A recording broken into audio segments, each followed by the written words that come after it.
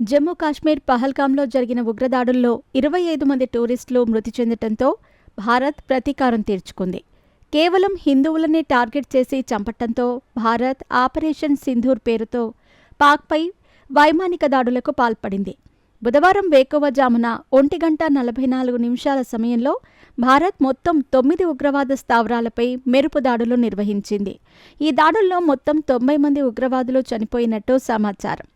కేవలం కొన్ని నిమిషాల సమయంలోనే ఇండియన్ ఆర్మీ, ఎయిర్ ఫోర్స్ ఈ వైమానిక దాడులను పూర్తి చేశాయి. అయితే ఈ దాడి తర్వాత యావత్తు కల్నల్ సోఫియా ఖురేషీ ఈ ఆపరేషన్ సింధూర్లో ముఖ్య పాత్ర పోషించింది. అసలు ఎవరి కల్నల్ సోఫియా ఖురేషీ? ఆమె గురించి తెలుసుకోవాలని చాలామంది సెర్చ్ చేస్తున్నారు. మరి ఆమె ఎవరు? ఆపరేషన్ సింధూర్లో ఆమె ఎందుకు స్పెషల్? పూర్తి వివరాలు ఇప్పుడు చూద్దాం. సోఫియా ఖురేషీ గుజరాత్లోని వడోదరలో 1981లో జన్మించింది. ఖురేషీ బయోకెమిస్ట్రీలో పోస్ట్ గ్రాడ్యుయేషన్ పూర్తి చేసింది. అయితే వీరి కుటుంబంలో ఆర్మీలో ఉద్యోగం చేసేవారు ఉన్నారు. సోఫియా తాత కూడా గతంలో సైన్యంలో సేవలు అందించారు.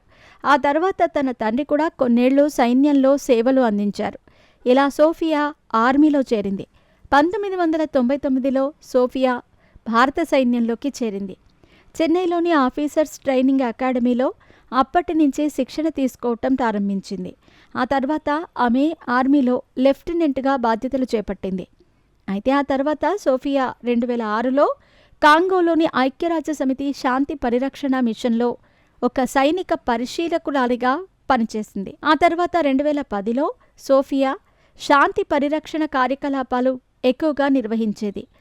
సోఫియా బాధ్యతలు చేపట్టిన తర్వాత పంజాబ్ సరిహద్దులో ఆపరేషన్ పరాక్రమ్ జరిగింది.